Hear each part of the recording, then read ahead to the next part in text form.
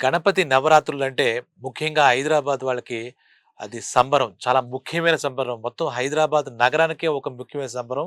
ఈ గణపతి నవరాత్రులకు సంబంధించి కొన్ని ఆసక్తికరమైన విషయాలు చాలామంది తెలుసుకోవాలనుకుంటారు. అటువంటి విషయాలు మీకిప్పుడు తెలియజేస్తున్నాను. ఈ సంవత్సరం గణపతి నవరాత్రులు మామూలుగా ప్రతిసారి ఖైరతాబాద్ విగ్రహం పైన ప్రత్యేకించి అందరూ చూడాలనుకుంటారు. దానికి తగ్గట్టుగానే ఆ ఖైరతాబాద్ భాగ్యనగర్ గణపతి ఉత్సవ కమిటీ వాళ్ళు అంత పెద్దది అంటే ముందుగా అత్యధికంగా హైట్‌గా చేసి ఒక చరిత్రలో నిలిచిపోయిన విధంగా ఖైరతాబాద్ గణేష్‌ని చూడాలనుకుంటారు. తర్వాత బాలాపూర్ గణేష్ లడ్డూ వేలం గురించి కూడా అందరూ ఆసక్తిగా ఎదురు చూస్తారు. అయితే ఈ సంవత్సరం తీసుకుంటే కనుక గణపతి నవరాత్రులు ఎటువంటి ఈ గొడవలు ఇటువంటివేమీ లేకుండా గణపతి నవరాత్రులు చాలా సంబరంగా జరుపుకున్నారు. అంతా అయిపోయింది. నిమజ్జన కార్యక్రమం కూడా అయిపోయింది. ఈ నిమజ్జన కార్యక్రమం సుమారు 40 గంటలు ఎటువంటి శాంతి విఘాతం కలగకుండా జరగడం విశేషం. ఈ అంతలా జరగడానికి హైదరాబాద్ పోలీస్ ఫోర్స్ నిజంగా అభినందించాలి.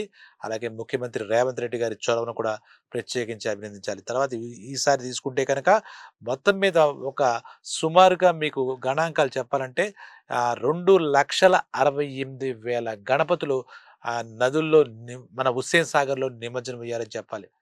2,68,000 గణపతులు. అంటే మొత్తం మీద మనకు సుమారు 2,70,000 మండపాల్లో గణపతులను ప్రతిష్ఠించారు. మొత్తం మన హైదరాబాద్ జంట నగరాల్లో అని చెప్పి మనం చెప్పుకోవచ్చు. 2,68,000 సుమారు 8 జోన్ల నుంచి చూస్తే ముఖ్యంగా ఖైరతాబాద్ జోను, అలాగే కుకట్పల్లి జోన్ నుంచి సుమారు 60,000 గణపతులు చొప్పున నిమజ్జనానికి నిమజ్జనం జరిగిందని తెలుస్తోంది. అలా మిగిలిన జోన్‌లు అన్నీ కలిపితే 2,68,000 అంటే సుమారు 2,70,000 మనకిచ్చిన గణాంకాల ప్రకారం. ఇంకా ఇప్పటికి 1, 6 నిమజ్జనం అవుతూనే ఉండొచ్చు. అంటే ఈ సంవత్సరం సుమారు 3,00,000 గణపతులు అంటే ఇళ్లల్లో పెట్టేవి కూడా చేస్తారు కానీ అవి కాకుండా ఒక అడుగు నుంచి సుమారు 3 అడుగుల దాకా అంటే ఆ గణాంకాల లిస్ట్ అంతా అక్కడ ఉంటుంది కాబట్టి దాని ప్రకారం చూస్తే ఒక అడుగు టు 3 అడుగుల ఎత్తుగున్న గణేష్ ప్రతిమలు సుమారు 95,000 అంటే 1,00,000 గణపతులు నిమజ్జనం జరిగిందని చెప్పి, ఆ తరువాత మిగిలినది చూస్తే 3 అడుగుల నుంచి 10 అడుగులు, అలాగే అంతకు మించి గణపతులు మిగిలిన 2,70,000లో 1,00,000 3 అడుగులు అనుకుంటే 3 పైబడే ఉన్నవి సుమారు 1,70,000 గణపతులు నిమజ్జనం అయ్యారనే విషయం తెలుస్తుంది. చాలా ఆశ్చర్యకరంగా ఉంటుంది ఇటువంటి గణాంకాలు. మరి మన దేశంలో కూడా ఇంక మరెక్కడా జరగలేదని ఆశ్చర్యం. ఒకప్పుడు బొంబాయిలో ఉండేది కానీ బొంబాయిలో కూడా ఈ సంవత్సరం కనుక గణాంకాలు చూస్తే అంతమంది గణపతులు లేరు. ఆ రోజులకి గణపతి మీద మనందరి ప్రేమ, దానికి సంబంధించినటువంటి సంబరాలు, అంబరాలు దాటుతున్నాయని చెప్పాలి. ఇక ఇక్కడ ఈ హుస్సేన్ సాగర్ ఒకటే కాకుండా సుమారు 20 చెరువుల్లో ఈ జంట నగరాల్లో ఉన్న 20 చుట్టుపక్కల ఉన్న చోట 20 చోట్ల గణపతి నవరాత్రుల నిమజ్జనం జరిగిందని, అదే రకంగా 74 కృత్రిమ పాండ్లు అంటే తవ్విన పాండ్లు ఉంటాయి కదా! మన గుంటలంటాం. అలాంటి చోట్ల కూడా నిమజ్జనం జరిగిందని చెప్పి మనకి వివరాలు తెలుస్తున్నాయి. ఇంకో విషయం అంటే ఈసారి పోలీస్ వాళ్ళు చెప్పిన ప్రకారం చూస్తే 40 అడుగులు పైబడి విగ్రహాలు కూడా చాలా వచ్చాయి. ఇంతకుముందు అని రానన్ని సంఖ్యలో గణపతులు వచ్చి నిమజ్జనానికి వచ్చారని కూడా చెప్తోంది. దీనికి చాలా కట్టుదిట్టమైనటువంటి భారీ భద్రతల ఏర్పాటు చేశారు. క్రేన్‌లు ఆ నిమజ్జనం చేయడానికి ఎటువంటి అవాంఛనీయ సంఘటనలు జరగకుండా చాలా జాగ్రత్త పోలీస్ ఫోర్స్ తీసుకున్నారు. అందుకు నిజంగా సిటీ జనమంతా కూడా మనం పోలీస్ ఫోర్స్‌కి ఈ సందర్భంగా మనం చేసుకోవాలి. అభినందనలు చెప్పాలి. వాళ్ళకి కృతజ్ఞతలు కూడా చెప్పాలి. ఇక వేలం ఈ వేలం కూడా ప్రతిసారి మన బాలాపూర్ లడ్డూ మీద అందరి దృష్టి ఉంటుంది. మొట్టమొదట హైయెస్ట్‌గా కొన్ని సంవత్సరాలుగా లడ్డూ వేలం అంటే బాలాపూర్ లడ్డూ వేలం ఎంత అయిందని చెప్పి ప్రతి ఒక్కళ్ళు భాగ్యనగర వాసులందరూ కూడా ఆసక్తిగా ఎదురు చూస్తారు. అయితే ఇప్పుడు ఈ బాలానగర్ లడ్డూ వేలం మీద ఉన్న ఆసక్తి కన్నా దాన్ని దాటిపోయి ఆహ్, వేలల సంఖ్యలో లడ్డూ వేలం ఒకప్పుడు ఉంటే అది లక్షల సంఖ్య వెళ్ళింది. ఇప్పుడు లక్షల సంఖ్య నుంచి కోట్ల సంఖ్య కూడా వెళ్ళింది. ఇది ఎంతవరకు వెళుతుందో తెలీదు. అయితే చాలా చాలా మరి ఇప్పటిదాకా చెప్పుకుంటే రికార్డ్ అని అనుకోవాలి. మనకి రాజేంద్ర నగర్ పరిధిలో ఉన్నటువంటి బండ్లగూడలో రిచ్‌మండ్ విల్లాస్ అని చెప్పి చాలా కాస్ట్‌లీ విల్లాస్ ఉంటాయి. అందులో ఆహ్, 2,32,00,000 2,32,00,000 సుమారుగా మనకి సుమారు కాదు 2,32,00,000కి బాలాపూర్ లడ్డు వేలం వేయడం జరిగిందట.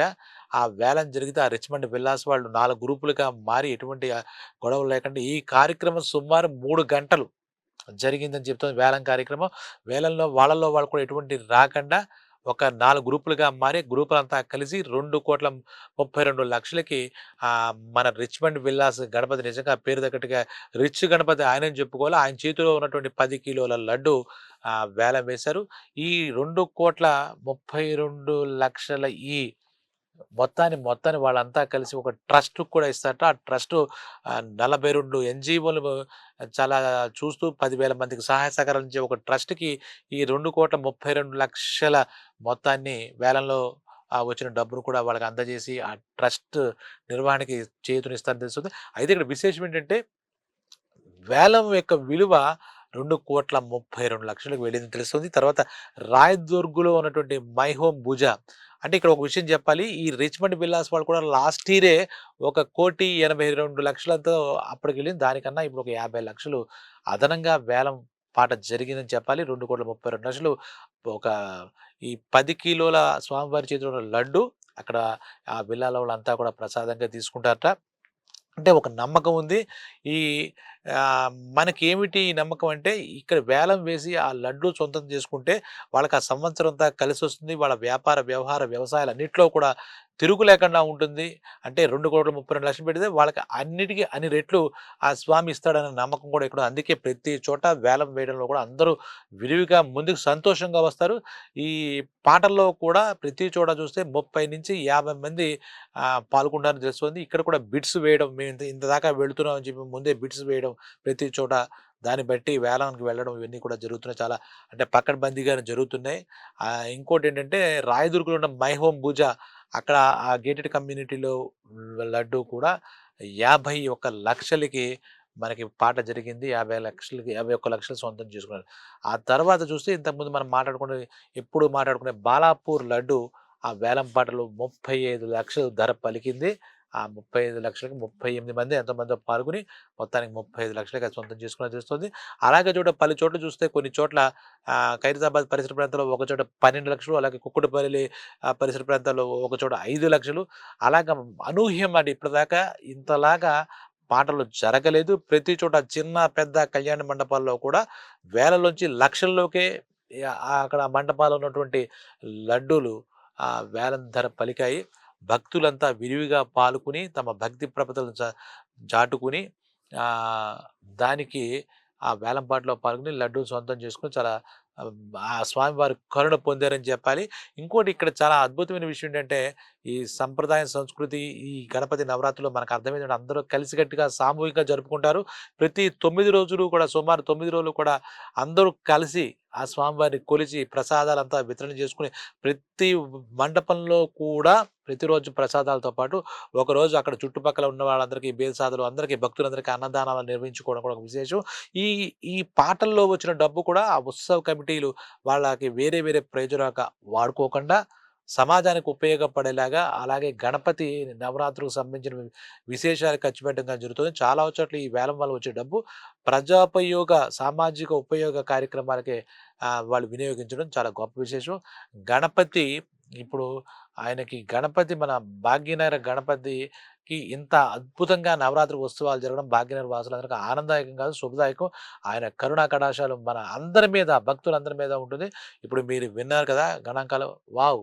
అని గణపతిని మనం మామూలుగా చూడలేము. ఆయన క్రేజ్ గాని, ఆయన ఇమేజ్ గాని సరే ప్రథమ దేవుడు, ప్రమథ నాయకుడు, ఆది దేవుడు, అంబికాసుతుడు ఆయన ఎన్ని కొలిచినా మనకు తక్కువే. ఆయన కొలిచి తీరితేనే మనకి కావాల్సిన కోరికలు తీరుస్తాడు. మనం అనుకున్న కోరికలు మనకి విఘ్నాలు లేకుండా మనల్ని ముందుకు నడిపిస్తాడు.